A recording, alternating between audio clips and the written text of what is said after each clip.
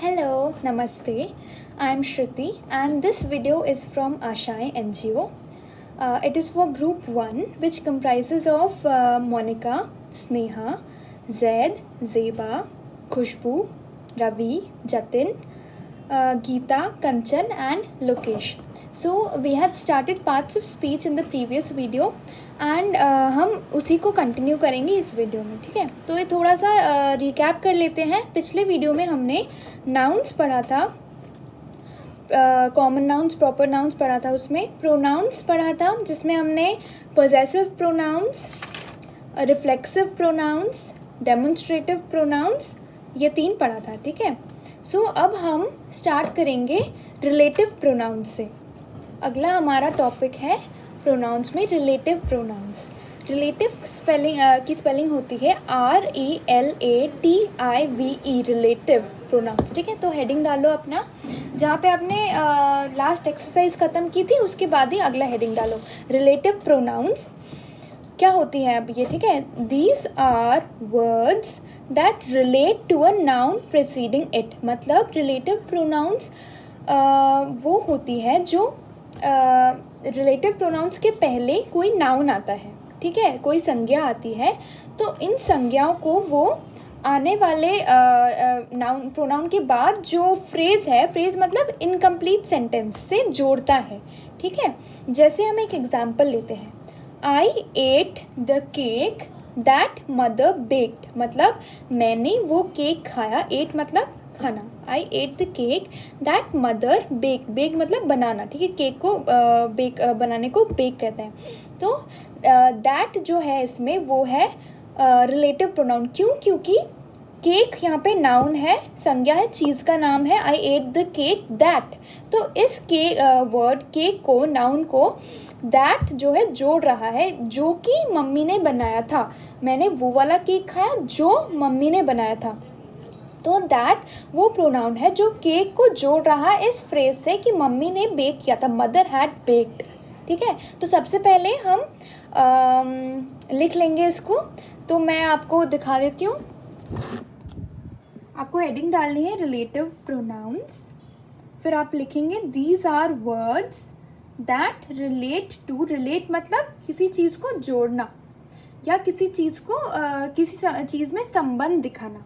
Relate to a noun preceding it. Preceding मतलब जो पहले आता है. जैसे यहाँ पे है हमारा रिलेटिव प्रोनाउन दैट. दैट से पहले क्या आया? नाउन. इस नाउन को दैट ने जोड़ा इस फ्रेज से, मदर बेक्ड. ये इनकम्प्लीट सेंटेंस को फ्रेज कहते हैं. ठीक है, so I ate the cake जो मदर ने बेक किया था. ठीक है, एक और एग्जाम्पल लेते हैं. Sita is the girl who won the race. Sita वो लड़की है जिसने रेस जीता. तो जिसने वर्ड जो है वो जोड़ रहा है इस वर्ड को, नाउन को, गर्ल, इससे, इस फ्रेज से. ठीक है, तो हमें हु से रिलेशन पता चल रहा है, ये वो लड़की है जिसने रेस जीता. ठीक है, एक और एग्जाम्पल देखते हैं. I found the book that I was looking for. मतलब मैं, फाउंड मतलब मिल जाना, मुझे वो किताब मिल गई जिसको मैं ढूंढ रही थी. लुकिंग फॉर मतलब ढूंढना. ठीक है, और एग्जाम्पल्स देखते हैं रिलेटिव प्रोनाउंस के. हु, यहाँ पे हु का एक मतलब होता है कौन. ठीक है, लेकिन हम यहाँ पे वो वाला मीनिंग नहीं देख रहे. हु का एक और मीनिंग होता है जिसको. मतलब जैसे मैंने अगर बोला, यहाँ पे जैसे यूज़ हुआ है Sita is the girl who won the race. एक तो हु का मतलब होता है, हु के बाद अगर जब क्वेश्चन में हु यूज़ होता है तो इसका मतलब होता है कौन. ठीक है, लेकिन यहाँ पे इसका मतलब है जिसने. सीता वो लड़की है जिसने रेस जीता. ठीक है, हुम मतलब जिसको. जैसे अगर मैंने सेंटेंस यूज़ किया, this Sita is the girl to whom I gave the keys. मतलब सीता वो लड़की है जिसको, तो whom का मतलब यहाँ होता है जिसको. whom I gave the keys, जिसको मैंने चाबियाँ दी. whose मतलब जिसका. that मतलब जो. ये यहाँ जैसे यूज़ हुआ. आई एट द केक जो मम्मी ने बनाया था, दैट मदर हैड बेक्ड. विच मतलब विच का मतलब भी वो ही होता है.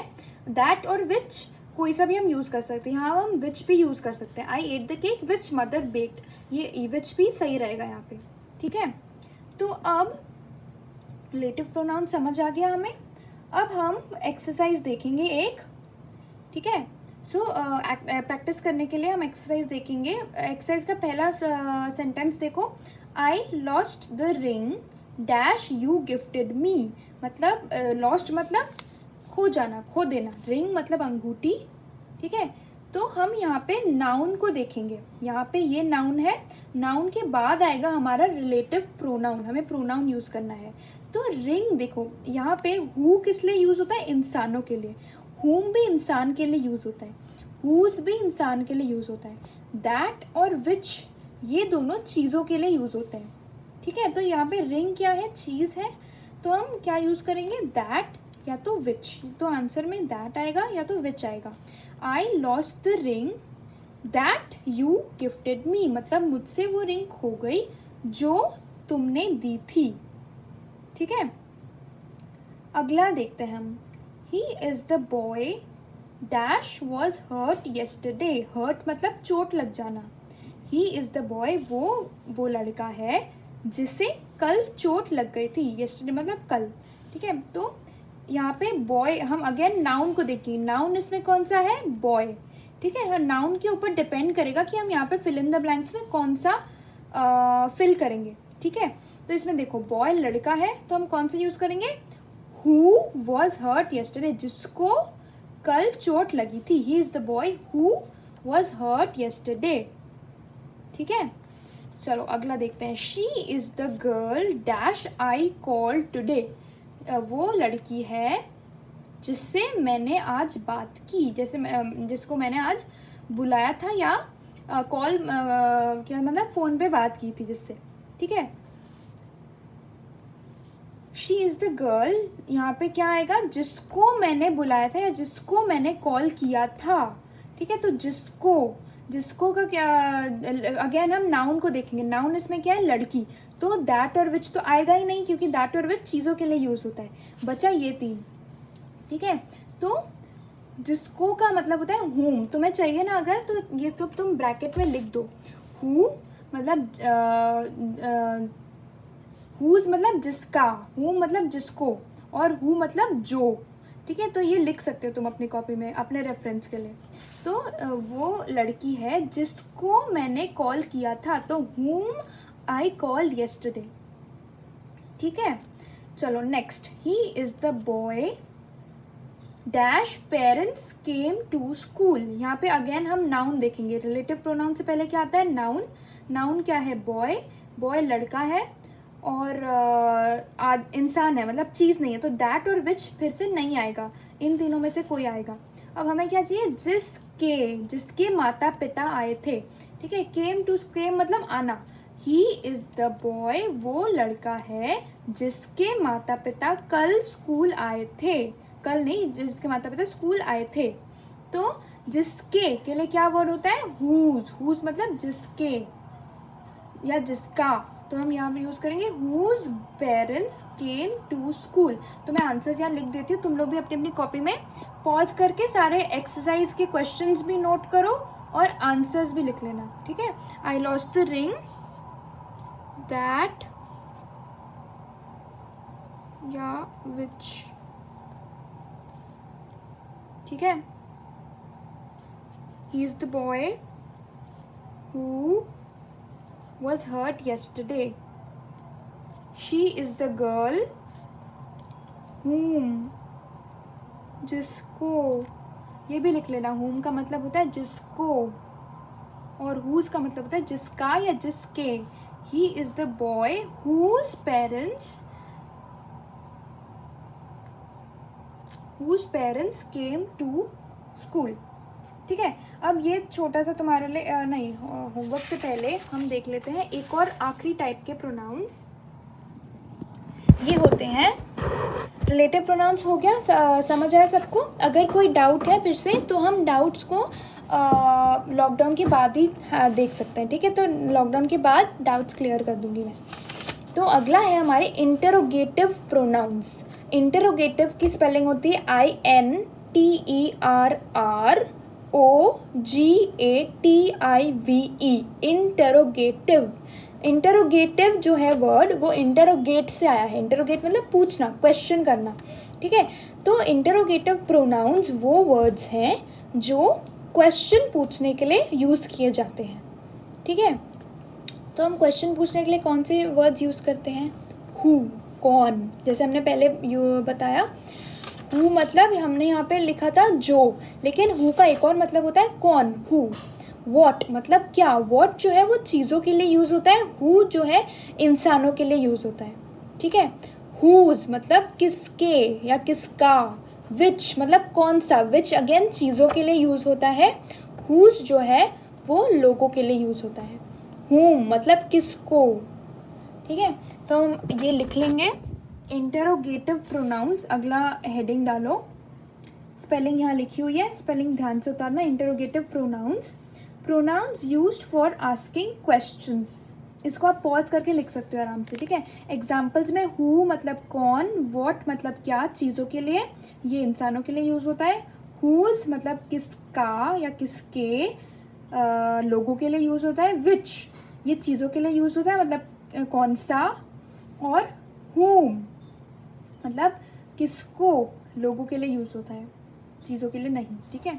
तो हम इसके बाद एक छोटा सा एक्सरसाइज करेंगे ताकि प्रैक्टिस हो जाए हमारी। पहला है वो dash did you drop on the floor. Drop मतलब गिराना। तो हम देखेंगे हम तुमने यहाँ पे क्या आएगा, इनमें से कोई चीज़ ही गिराएंगे ना हम फ्लोर पे। हमने मतलब है तुमने चीज़ ज़मीन पे क्या गिराया, क्या। तो हम क्या के लिए कौन सा वर्ड यूज़ होता है, वॉट। तो इसका आंसर है वॉट। अगला dash pen are you using, मतलब तुम किसका पेन इस्तेमाल कर रहे हो, किसका, ठीक है। किसका के लिए कौन सा वर्ड यूज होता है, whose. Whose pen are you using, तो यहाँ पे हुज आएगा। अगला है dash went out to play, मतलब कौन खेलने गया, बाहर खेलने कौन गया। कौन के लिए कौन सा यूज होता है, लोगों के लिए who. Who went out to play, ठीक है। Dash did you see outside the window, किसको, मतलब तुमने, विंडो मतलब खिड़की, आउटसाइड मतलब बाहर, तुमने खिड़की के बाहर किसको देखा, ठीक है। तो यहाँ आएगा हुम मतलब किसको, ये तुम लिख लेना। हु मतलब कौन, वॉट मतलब क्या, हुज मतलब किसका या किसके, विच मतलब कौन सा, और हुम मतलब किसको, ठीक है। Whom did you see outside the window. और ये है dash one do you like, which one do you like, which मतलब कौन सा। तो वन मतलब वन डू यू लाइक, इसका सेंटेंस का मतलब होगा तुम्हें कौन सा पसंद है। विच वन मतलब कौन सा, तुम्हें कौन सा पसंद है। लाइक मतलब पसंद करना, ठीक है। तो मैं आंसर्स भी लिख देती हूँ यहाँ पे। पहला का आंसर है what did you drop on the floor. Second का आंसर है whose pen are you using. इसका है who went out to play, मतलब कौन खेलने गया। इसका है whom did you see outside the window, मतलब तुमने विंडो के बाहर, खिड़की के बाहर किसको देखा। whom did you see outside the window। और यहाँ क्या आएगा, क्वेश्चन मार्क एंड में, क्यों, क्योंकि हम क्वेश्चन पूछ रहे हैं। क्वेश्चन के बाद, सेंटेंस के बाद हमेशा क्या आता है, question mark. Dash one do you like, which कौन सा, which one do you like, ठीक है। अब इंट्रोगेटिव प्रोनाउंस भी हो गया। अब तुम लोगों के लिए होमवर्क है, छोटा सा, ज़्यादा नहीं है। ये इसके आंसर्स मैं नहीं बताऊंगी, ये तुम्हें खुद नोटबुक में सॉल्व करके मुझे बताना है, ठीक है। तो मैंने अंडरलाइन कर रखा है यहाँ पे नाउन्स को। तुम्हें नाउन की जगह, नाउन को हटा के कोई प्रोनाउन यूज़ करना है इसकी जगह, ठीक है। तो जैसे है श्याम एंड नीना, ये दो लोगों के नाम है, एन्जॉय वॉचिंग मूवीज। तो तुम्हें बाकी सेंटेंस से ज़्यादा मतलब नहीं है, तुम सिर्फ अंडरलाइन नाउन को देखना। और अंडरलाइन नाउन दो लोगों के नाम है, तो क्या यूज़ होगा, मैंने पिछले वीडियो में भी बताया था तुम्हें। जब हम एक से ज़्यादा लोगों की बात करते हैं तो हम कौन सा यूज़ करते हैं, दे, ठीक है। तो ये मैंने एक एग्जाम्पल के लिए बता दिया, दे एन्जॉय वॉचिंग मूवीज, मतलब उन्हें मूवी देखना पसंद है। तुम्हें बाकी चार, ये the plant is a rare one, इसको अगेन तुम वीडियो पॉज करके राइट डाउन कर लेना अपनी कॉपी में और इसको सॉल्व करना, ठीक है। तुम्हें द प्लांट को किसी प्रोनाउन से रिप्लेस करना है, प्लांट हटा के कोई प्रोनाउन लिखना है इसकी जगह। My uncle is the best tennis player, my uncle को रिप्लेस करना है।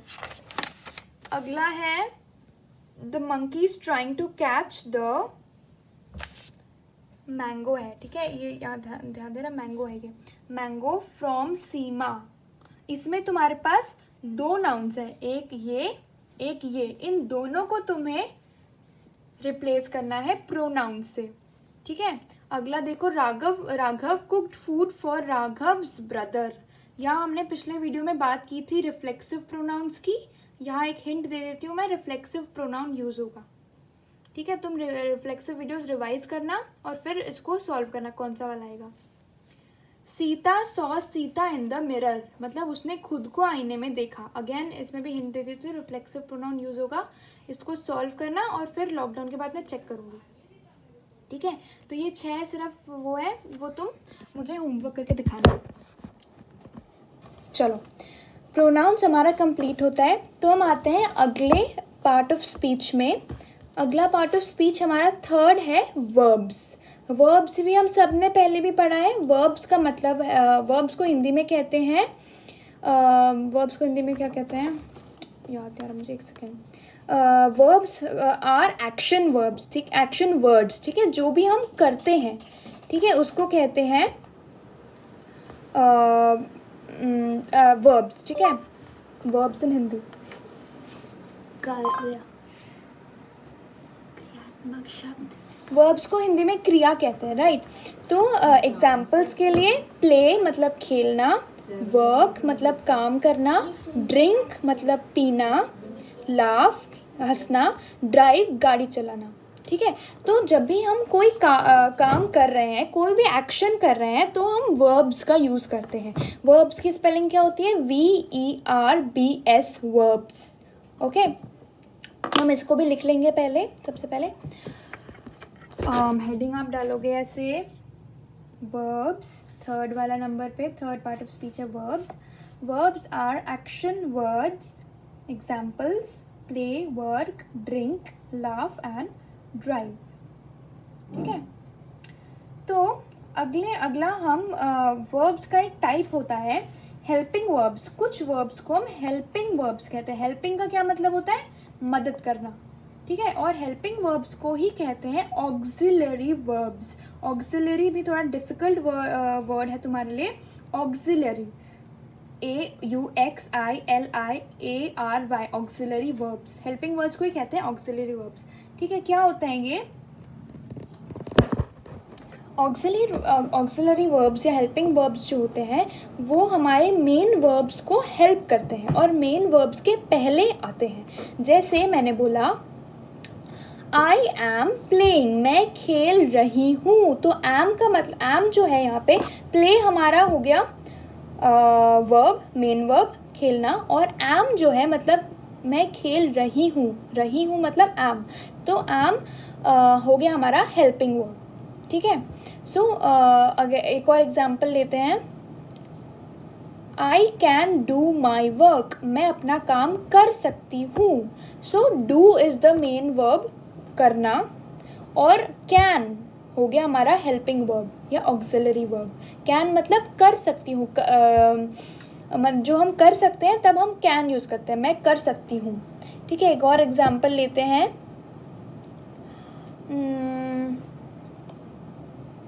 she has done her work, तो done जो है वहाँ पे ये मेन वर्ब हो गया करना, डन मतलब कर लिया, और हैज़, शी हैज़ डन मतलब उसने कर लिया है, तो हैज़ डन हमने बोला, तो हैज़ हो गया हमारा हेल्पिंग वर्ब। हैज़ डन से पहले आया, जैसे मैंने बोला तो तुम्हें हेल्पिंग वर्ब्स मेन वर्ब से पहले आते हैं, ठीक है। So has becomes the helping verb over here, okay. So now we will write it down. Heading डालो आप, हेल्पिंग वर्ब्स, ऐसे हेल्पिंग वर्ब्स हेडिंग डालोगे, ब्रैकेट में लिख लो ऑक्सिलरी वर्ब, हेल्पिंग वर्ब्स, और उसके बाद लिखो used with the main verb to help them, main verb के साथ इस्तेमाल किए जाते हैं उन्हें मदद करने के लिए, हेल्प मेन वर्ब को हेल्प करते हैं। एग्जाम्पल में एम मतलब मैं इनके एग्जाम्पल्स में इनके मतलब तो मैं बताऊंगी, उससे पहले लिख लो। Is, was, were, be, do, does, has, had, can और कुड। ठीक है, जैसे आई एम मतलब मैं हूँ, तो इसके साथ कोई भी वर्ब हम जोड़ सकते हैं। आई एम ईटिंग मतलब मैं खा रही हूँ। आई एम ड्रिंकिंग मतलब मैं पी रही हूँ। तो हेल्पिंग वर्ब यहाँ एम हो गया जो कि मेन वर्ब से पहले आएगा। ठीक है, आई एम ड्राइविंग मतलब मैं चला रही हूँ। आई एम स्लीपिंग मतलब मैं सो रही हूँ। यू आर, देखो अब क्या होता है, ये जो हेल्पिंग वर्ब्स होते हैं ना, ये डिपेंड किस पे करते हैं, हमारे नाउन पे। यहाँ पे नाउन क्या है, सॉरी जो सब्जेक्ट है, मतलब हम किसकी बात कर रहे हैं। यहाँ पे हम किसकी बात कर रहे हैं, प्रोनाउन क्या है यहाँ पे, आई मतलब मैं। आई के साथ हमेशा एम होता है, लेकिन यू के साथ हमने एम नहीं डाला। क्यों? क्योंकि यू के साथ ये रूल है कि यू इंग्लिश में सब्जेक्ट मतलब हम किसकी बात कर रहे हैं, हम यू की तुम्हारी बात कर रहे हैं, तो यू के साथ एम नहीं आएगा, आर आएगा। इसका मतलब भी वही है, तुम आई एम मतलब मैं हूँ, तुम हो मतलब यू आर मतलब तुम हो। मतलब अगर मैंने बोला यू आर स्लीपिंग मतलब तुम सो रहे हो, तुम यू आर ईटिंग मतलब तुम खा रहे हो। तो यू आर, ही और शी इज, ही इज या शी इज। ठीक है, सो जब भी ही शी आएगा तो ही शी के साथ ही या फिर शी आएगा तो उसके साथ एम यूज नहीं होगा। ठीक है, ही और शी के साथ हमेशा इज यूज होता है। दे के साथ आर यूज होता है, दे आर, उसका भी मतलब वही है, वो लोग हैं। मतलब अगर हमने यहाँ लिखा दे आर ईटिंग तो इसका मतलब होगा वो खा रहे हैं। कोई भी वर्ब हम जोड़ सकते हैं यहाँ। वी आर मतलब हम, वी मतलब हम, आर मतलब हम, वी आर। एंड इट किस लिए यूज होता है, चीज़ों के लिए। जैसे मैंने पहले बताया था तुम्हें, इट इज, इट के साथ इज यूज होता है। तो तुम्हें ये याद करना पड़ेगा कि आई के साथ एम यूज होता है, यू के साथ आर यूज होता है, ही के साथ या शी के साथ इज, इट के साथ इज, वी और दे के साथ आर। ठीक है, एक और एग्जाम्पल लेते हैं। हैव मतलब होना, मेरे पास होना कुछ चीज़। I have, you have, he has. देखो यहाँ पे हैज़ चेंज होगा क्योंकि ही और शी के साथ हैव नहीं यूज होता है, ही और शी के साथ हैज़ यूज होता है। They have, we have, it has. तो ये तुम्हें याद करना पड़ेगा। ठीक है, किसके साथ हैव यूज होता है, किसके साथ हैज़ यूज होता है। तो हमें करेक्ट सब्जेक्ट के साथ करेक्ट वर्ब यूज करना है। आई के साथ हम हैज़ नहीं यूज कर सकते, आई हैज़ नहीं होता है, दैट इज रॉन्ग। ठीक है, ये गलत है, आई के साथ हैव ही होगा। ओके, तो अब हम बात करेंगे, ये समझ आया? तो ये तुम्हें याद करना पड़ेगा। आई के साथ क्या यूज होता है, एम। दे के साथ क्या यूज होता है, आर। वी के साथ क्या यूज होता है, वी आर। इट के साथ क्या यूज होता है, इट इज। ही और शी के साथ क्या यूज होता है, ही या शी, ही और शी इज। यू के साथ अगेन आर यूज होता है, यू आर। ऐसे ही हैव का भी है। तो मैंने जो लिखा है ना उसको याद कर लेना। ओके, अब हमें वर्ब का करेक्ट फॉर्म देखना है। मतलब जैसे मैंने तुम्हें कहा, यहाँ पे जो भी सब्जेक्ट है, मतलब जिसके बारे में हम बात कर रहे हैं, वो उसके हिसाब से उस पर डिपेंड करेगा कि हम वर्ब का कौन सा फॉर्म यूज़ कर रहे हैं। मतलब जैसे मैंने बोला आई ईट मतलब मैं खाती हूँ। ठीक है, या मैं खा रही हूँ, मैं खाती हूँ, आई ईट। यू ईट तुम खाते हो। ही ईट्स, EATS, ही ईट नहीं होता है, ही ईट इज रॉन्ग। वो खाता है के लिए हम बोलेंगे ही ईट्स या शी ईट्स। ठीक है, मैं तुम्हें दिखाती हूँ। देखो मैंने यहाँ लिख रखा है ही और शी ईट्स, शी ईट्स। तो अगर ही आएगा तो ही के साथ हम ईट नहीं यूज कर सकते, और आई के साथ हम ईट्स नहीं यूज कर सकते। दे ईट वो खाते हैं, वी ईट हम खाते हैं, इट ईट्स ये इट चीज़ों के लिए यूज होता है, वो खाता है। इट मतलब या जानवरों के लिए, चीज़ें तो खा नहीं सकती तो जानवरों के लिए भी इट यूज होता है, इट ईट्स। जैसे द डॉग ईट्स, ठीक है, तो इट के साथ हमेशा ईट्स ही यूज होगा, ईट यूज नहीं होगा। ठीक है, एक और एग्जाम्पल मैंने लिया है, टू लाफ मतलब हंसना। आई laugh, you laugh, she laughs. देखो एस आ गया, शी के साथ शी या ही, यहाँ पे ही भी हो सकता है, ही लाफ्स। ही या शी के साथ हमेशा लाफ्स यूज होता है। They laugh, we laugh, it laughs. मतलब ज्यादातर वर्ब्स जो है ना उसमें, जैसे मैंने बोला ड्राइव, तो ड्राइव में ई आएगा। ही और शी की जब हम बात करेंगे, ही ड्राइव्स, तो उसमें ड्राइव के बाद एस ऐड हो जाएगा। ही drives, she drives, S add हो गया। और इट के साथ भी एस ऐड हो जाएगा, इट ड्राइव्स। ठीक है, इट ऐसे ड्राइव्स होता नहीं क्योंकि इट जानवरों के लिए या चीज़ों के लिए यूज होता है और दोनों चीज़ें ड्राइव नहीं कर सकती। ठीक है, तो वी ड्राइव, दे ड्राइव, ई सिर्फ DRIVE, ड्राइव मतलब चलाना, किसी चीज को चलाना। ठीक है, तो अब हम इसका एक एक्सरसाइज करेंगे। उससे पहले तुम्हें अगर चाहिए तो मैं थोड़े और एग्जांपल्स दे देती हूँ तुम्हें। जैसे स्लीप हमने लिया, अगर वर्ब स्लीप मतलब सोना, तो हम बोलेंगे आई स्लीप, मैं सोती हूँ। You sleep, SLEEP, sleep. लेकिन जब हम ही या शी की बात करेंगे तो हम बोलेंगे ही स्लीप्स, एस ऐड हो जाएगा, SLEEPS, स्लीप्स। She sleeps. ठीक है, दे स्लीप, पी सिर्फ, एस ऐड नहीं होगा। We sleep. लेकिन जब हम दे की बात, इट बोलेंगे, इट, जैसे मैंने बोला द डॉग स्लीप्स। ठीक है, जब हम थर्ड पर्सन में बात करते हैं तब एस ऐड होता है। जैसे ही शी के जगह अगर हम किसी बॉय का नाम लेते हैं या गर्ल का नाम लेते हैं, राहुल ईट्स, या तुम्हारे में से मैं नाम लेती हूँ। ठीक है, जेड डज एक second, Z Yeats his food on time. मैंने जब ही या शी, जेड की जगह हम ही यूज़ करेंगे थर्ड पर्सन, मतलब हम किसी तीसरे की बात कर रहे हैं, तो जेड के साथ यूज होगा ईट्स। ठीक है, या Ravi eats his food properly, वो अपना खाना ठीक से खाता है, तो उसमें ईट्स यूज होगा।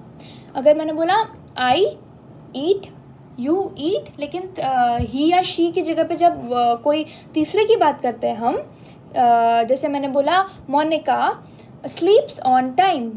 ठीक है, तो हम बोले एस ऐड हुआ क्योंकि हम लड़की की बात कर रहे हैं। या अगर हमने बोला माई डॉग, मेरा जो कुत्ता है वो इट स्लीप्स ऑल डे, वो पूरा दिन सोता रहता है। ठीक है, तो क्या हमने कैसे स्लीप के बाद एस लगाया, क्योंकि जब मैंने जैसे बोला तुम्हें इट के साथ क्या यूज़ होता है, एस, स्लीप्स होता है, it स्लीप्स।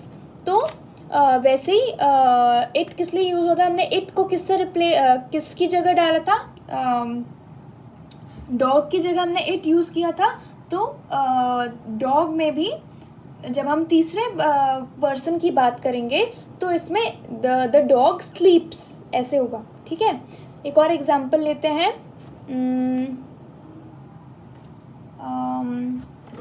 Gita plays with her sister. ठीक है, गीता अपने बहन के साथ खेलती है, प्लेज, क्योंकि हम थर्ड पर्सन में जब बोलेंगे ही, किसी लड़के लड़की का नाम, किसी माई मदर, जैसे मैंने बोला मेरी माँ, माई मदर कुक्स फूड, मेरी मम्मी खाना बनाती है। ठीक है, तो कुक्स, क्योंकि जब थर्ड पर्सन में बोलेंगे तो कुक्स आ जाएगा, माई मदर, माई फादर। जब हम ऐसे बोलेंगे तब हम वर्ब के साथ एस ऐड करते हैं। कुक्स, माई फादर वर्क्स हार्ड, मेरे पापा मेहनत करते हैं, works hard. I work hard, you work hard. लेकिन जब थर्ड पर्सन में बात करेंगे तब वर्क्स हार्ड। समझ आया? अब हम एक्सरसाइज करते हैं, प्रैक्टिस करते हैं, तो थोड़ा और क्लियर हो जाएगा। ओके,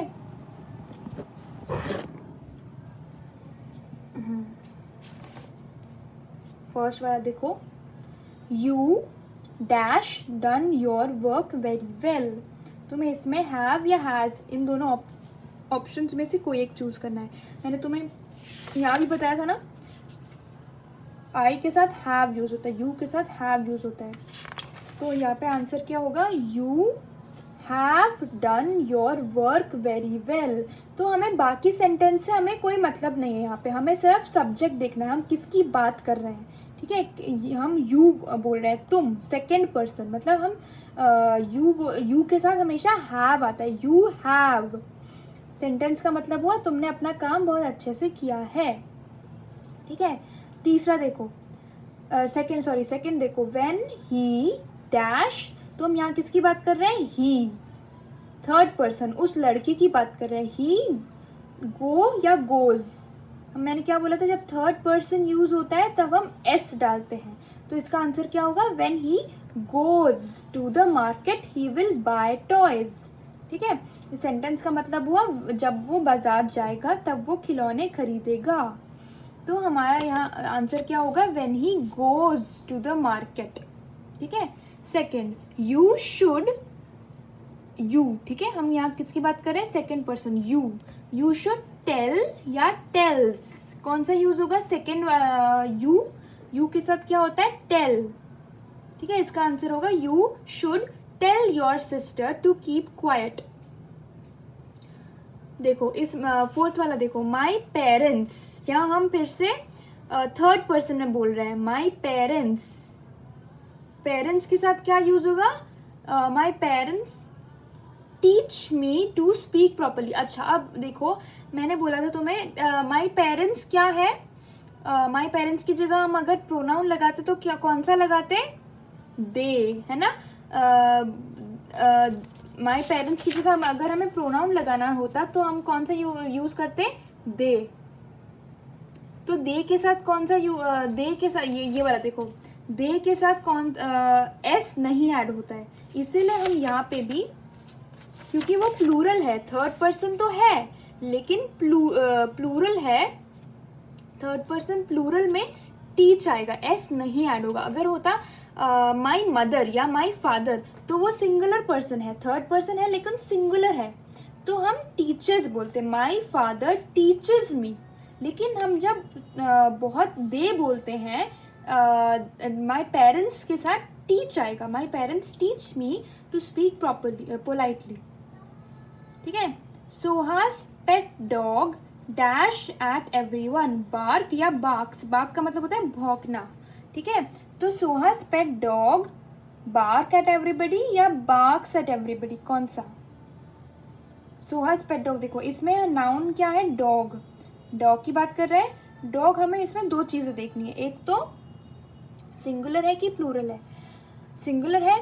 ठीक है, डॉग थर्ड पर्सन हो गया, मतलब डॉग की जगह अगर हमें प्रोनाउन लगाना होता तो हम कौन सा लगाते हैं, इट, है ना। और इट के साथ कौन सा आता है, एस, एस ऐड होता है, तो हम बोलेंगे डॉग बार्क्स, एस ऐड होगा। ठीक है, barks at everyone. I dash a glass of milk, enjoy मतलब मुझे अच्छा लगता है, तो मुझे अच्छा लगता है एक दूध का ग्लास हर रात, मतलब हर रात मुझे दूध का ग्लास पीना अच्छा लगता है, दूध पीती हूँ मैं हर रात, तो I enjoy a glass of milk every day. Enjoys क्यों नहीं होगा, क्योंकि आई के साथ एस नहीं ऐड होता है, तो एन्जॉय होगा इसका आंसर। ठीक है, अब 7, 8, 9, 10 तुम लोग खुद सॉल्व करके मुझे दिखाना, ये होमवर्क है तुम्हारा।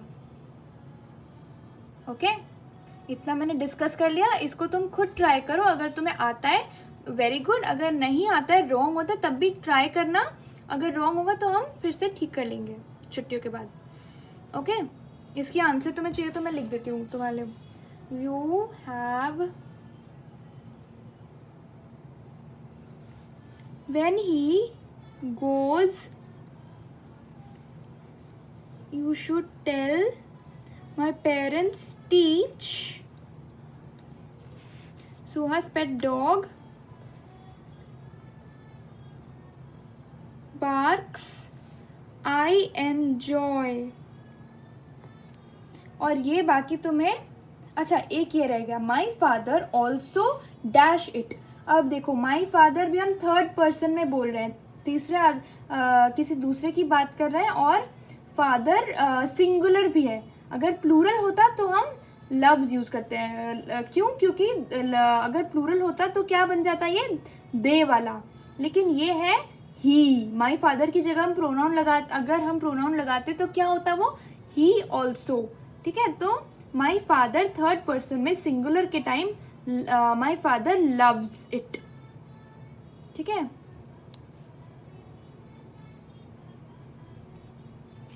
My father also loves it. अच्छा, मैंने तुम्हें ये क्या बताया था, अगर प्लूरल होता तो लव होता, दे ऑल्सो लव इट, लेकिन ये तो सिंगुलर है, एक आदमी की बात कर रहे हैं हम, सिर्फ मेरे पापा। तो my father also loves, sorry my father also loves it, I am so sorry, यहाँ होगा my father also loves it, ये वाला होगा आंसर। ठीक है, तो 7, 8, 9, 10 तुम लोग खुद करके बताओगे मुझे। ओके, अगर कोई डाउट है इसमें, ये थोड़ा सा डिफ़िकल्ट है, अगर कोई डाउट है तो हम इसको तुम्हें कोई अगर प्रॉब्लम है तो तुम छुट्टियों के बाद मुझे बता सकते हो या नेहादी को भी बता सकते हो। ओके, चलो, तो इस वीडियो में हमने वर्ब्स की बात की, वर्ब्स में हमने हेल्पिंग वर्ब्स की बात की सबसे पहले, और फिर हमने बात की वर्ब्स का करेक्ट फॉर्म यूज़ करना। ठीक है, इसको कहते हैं सब्जेक्ट वर्ब एग्रीमेंट। ये इम्पॉर्टेंट नहीं है तुम्हारे लिए, ये बस इम्पॉर्टेंट है तुम्हारे लिए, ये इम्पॉर्टेंट है कि कौन से वर्ड के साथ कौन सा वर्ब आएगा। आई के साथ एस नहीं यूज़ होता है, यू के साथ भी एस वर्ब के बाद ऐड नहीं होता है। ठीक है, ही शी के साथ, या अगर हम ही शी की जगह कोई नाउन यूज़ करें जैसे राहुल या गीता या श्याम या स्नेहा, जेबा, कोई भी, उसमें एस नहीं यूज